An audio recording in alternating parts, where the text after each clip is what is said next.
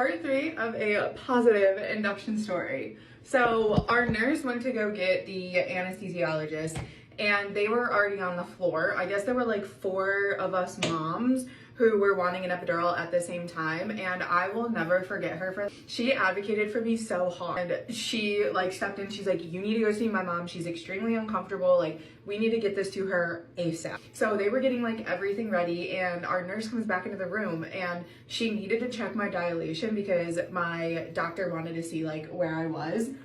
So imagine you're having back labor. The most uncomfortable position is laying down on your back. Not to mention you feel like everything's trying to come out of you. And she wants to check my dilation. Well, we tried, but having an entire arm shoved up you while you're having back labor with contractions that are super close apart, it just wasn't working. So that's literally when the team comes back in. And if you've never had an epidural before, I don't know anybody who has, you have to stay extremely still during them.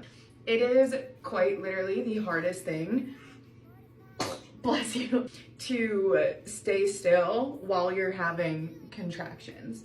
So what they had me do was sit on like the side edge of the bed, and they had Sam sit in front of me and they had me put my feet on Sam's knees, and I was literally gripping one of his hands so hard and my other hand was gripping like the bed rail. He was helping me breathe, you know, through the contractions. My nurse was helping me too, like the anesthesiologist, like both of them were so supportive.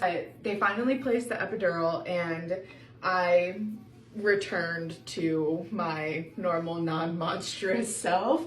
I remember apologizing to Sam, like, I'm sorry, and I apologized to my nurse, and I apologized to the anesthesiologist. I'm like, I don't know who that was, what I was doing, like, if I was rude, I'm so sorry.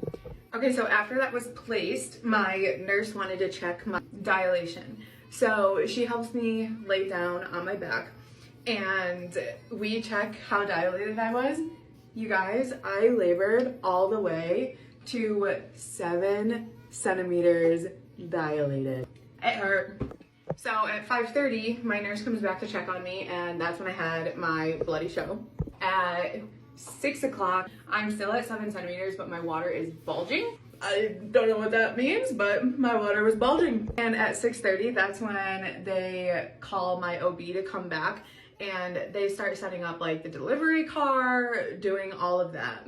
And when my OB got there, it was like 8 a.m. and the first thing that he does is he wants to check and like see how dilated I am. I was 10 centimeters dilated, my water was bulging, and what happens after this is exactly why I am so thankful I listened to him about getting induced. So go to part 4.